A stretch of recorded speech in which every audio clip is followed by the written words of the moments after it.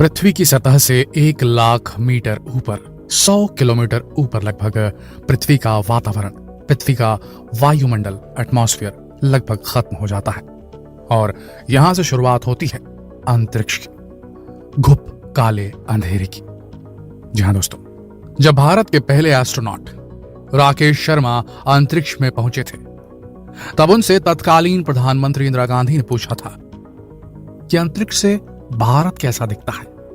तब राकेश शर्मा ने जवाब दिया था, सारे जहां से अच्छा हिंदुस्तान हमारा। जी हां दोस्तों, बेहद खूबसूरत दिखता है हमारा भारत अंतरिक्ष से। जी हां, रात का नजारा दिन से बेहद ज्यादा खूबसूरत होता है जब टिमटिमाती लाइट्स उन शहरों को इल्यूमिनेट करती है, प्रकाशवान बना देती है जिन्हें हम देश के गौरव मानते हैं। दिल्ली, मुंबई, कोलकाता, बेंगलुरु, चेन्नई, वो सारे शहर जहां घनी आबादी है, जब वहां लाइटें जलती हैं शाम की तो अंतरिक्ष नजारा बेहद खूबसूरत दिखता है। यही नहीं, दिल्ली को अंतरिक्ष से जरा देख के तो देखिए, यह है नासा के द्वारा जारी की गई रात की दिल्ली की तस्वीरें। और जरा ये अहमदाबाद की रोशनी देखिए, कितनी खूबसूरत है। ये तस्वीर आपको जो भी अपनी स्क्रीन पर दिख रही है, ये बेंगलुरु की है। अंतरिक्ष से दिन की तस्वीरें देखिए, देखिए कितनी विहंगम नजर आ रही है। यहां पर बंगाल की खाड़ी, यह हमारा पश्चिम बंगाल, यह है उड़ीसा, यह है मध्य भारत। आइए आपको मुंबई दिखाते हैं अंतरिक्ष से किस प्रकार की दिखती है। लगी ना खूबसूरत। दोस्तों, नासा ने कई सारी इमेजेस जारी की, कई सारे वीडियो क्लिप्स जारी की हैं जो कि इंटरनेशनल स्पेस स्टेशन से खींची गई तस्वीरें हैं धरती की, लगभग 402 किलोमीटर धरती की सतह से ऊपर। इसमें इन्होंने दिखाया किस प्रकार से बादल बन रहे हैं, किस प्रकार से बादलों से बिजली कड़क रही है और किस प्रकार का एक दृश्य दिखता है अंतरिक्ष से धरती का।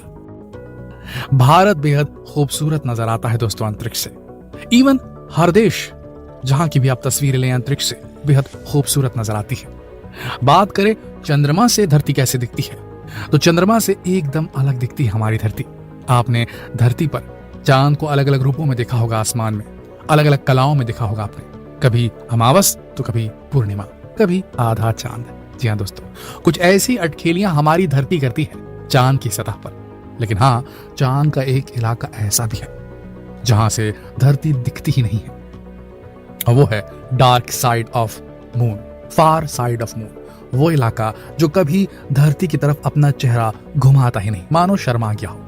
ये इसलिए होता है क्योंकि धरती जिस प्रकार से अपनी धुरी पर घूम रही है और साथ में सूर्य के भी चक्कर काट रही है, ठीक उसी तरीके से चंद्रमा भी अपनी धुरी पर घूम रहा है और पृथ्वी के चक्कर काट रहा है, जिसकी वजह से एक ऐसी स्थिति निर्मित होती है कि सिर्फ एक जो फेस है चंद्रमा का वो पृथ्वी की तरफ दिखता है, दूसरा फेस जो है, दूसरा भाग जो है वो कभी पृथ्वी की तरफ अपना चेहरा नहीं दिखाता। इस वजह से फार साइड यानी कि डार्क साइड जिसकी हम बात कर रहे हैं, वहां से अगर देखे कोई आसमान में तो आपको कोई पृथ्वी नजर नहीं आएगी।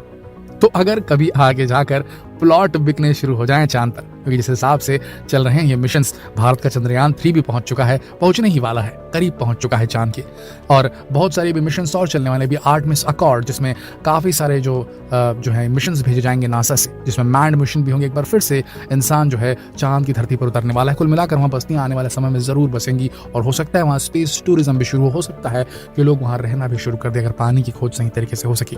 वैसी स्थिति में अगर वहां प्लॉट बिकने शुरू हुए तो फार साइड या डार्क साइड ऑफ मून में बिल्कुल मत खरीदिएगा, कि वहां से आपको रोज शाम आपको वहां से धरती उस तरीके से नहीं दिख पाएगी जिस तरीके से चंद्रमा धरती से आपको दिखता है। आपको बता दें, जिस इलाके से धरती दिखती है चंद्रमा की जिस साइड से, वहां पर कुछ इलाके ऐसे हैं जहां बिल्कुल जिस तरीके से चंद्रमा अपनी कलाएं दिखाता है महीने के हर दिन, ठीक उसी तरीके से पृथ्वी भी अपनी कलाएं दिखाती है और बेहद खूबसूरत दिखती है। सबसे बड़ी बात यह, जितने साइज का चांद हमको नजर आता है धरती से, उससे इधर, उससे अलग चंद्रमा पे खड़े होकर अगर आप धरती को देखेंगे तो जो साइज है वो 4 गुना ज्यादा बड़ा दिखता है पृथ्वी का, क्योंकि पृथ्वी का आकार भी बड़ा है। और आपको बता दें कि जो पृथ्वी है उसका साइज छोटा बड़ा भी होता है वहां पर। अगर आप देखेंगे जिस प्रकार से पूर्णिमा में काफी बड़ा या जो फुल मून दिखता है वहां काफी बड़ा नजर आता है हमको चांद जिस तरीके से, और उसके बाद छोटा भी हो जाता है, ठीक उसी तरीके से पृथ्वी जो है चंद्रमा की सतह से इसी प्रकार से बड़ी और छोटी होती है। वो क्यों? क्योंकि चंद्रमा जो है वो इलिप्टिकल एक ऑर्बिट में घूम रहा है, एक अंडाकार ऑर्बिट, फुल्ली सर्कुलर ऑर्बिट में नहीं चक्कर काट रहा है पृथ्वी का। जो चंद्रमा है वो एक इलिप्टिकल ऑर्बिट में, अंडाकार ऑर्बिट में चक्कर काट रहा है पृथ्वी का। इसी वजह से जब बीच में वो बेहद करीब होता है अपने अंडाकार जो पाथवे है उसमें, तब बेहद करीब होता है वो पृथ्वी के, और तब उसके आसमान से पृथ्वी बेहद बड़ी और बेहद खूबसूरत नजर आती है। दोस्तों, अंतरिक्ष से पृथ्वी को देखकर आपको क्या महसूस हुआ? आइए अब आपको एक बहुत इंपॉर्टेंट संरचना दिखाते हैं जो अंतरिक्ष से देखी गई है पृथ्वी की। ये दूर से देखने पर बेहद खूबसूरत है, पर वहां कभी भी कुछ भी खूबसूरती नहीं रहती। दोस्तों, हम बात कर रहे हैं भारत पाकिस्तान बॉर्डर की।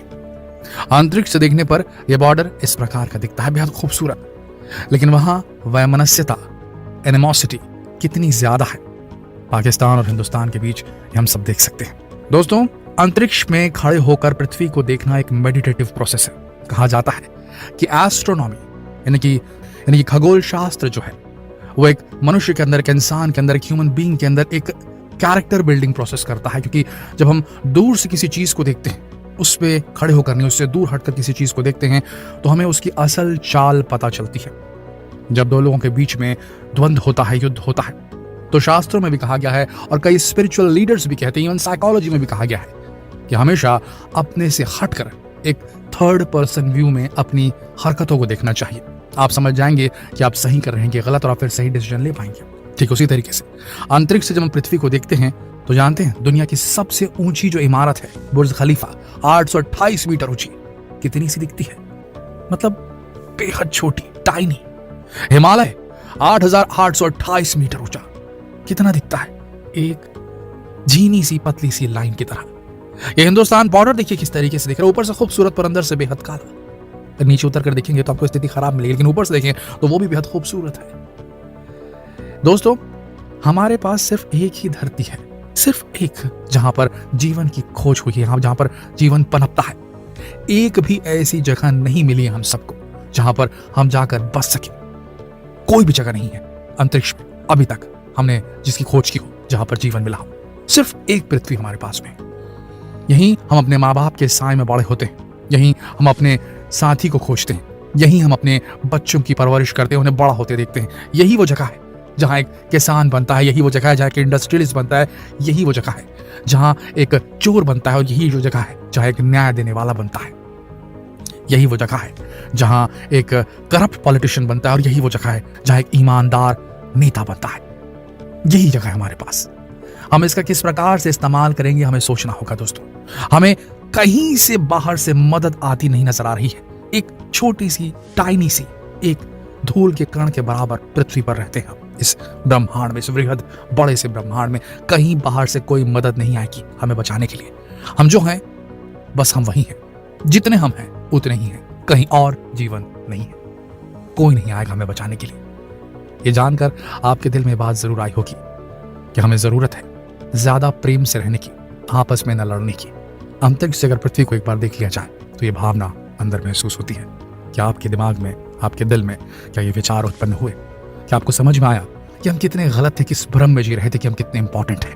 हम सब अपनी छोटी छोटी इच्छाओं को किसी और से आगे बढ़ने की इच्छा में, किसी और से बड़ा बनने की इच्छा में क्या कुछ दांव पे लगा रहे हैं। हमारे पास सिर्फ एक पृथ्वी है, ये नष्ट हो गई, हम कहीं के नहीं रहेंगे, और हम इसे पल्यूट कर रहे हैं, हम इस पे खून खराबा कर रहे हैं, हम इसे खत्म करने की बात कर रहे हैं।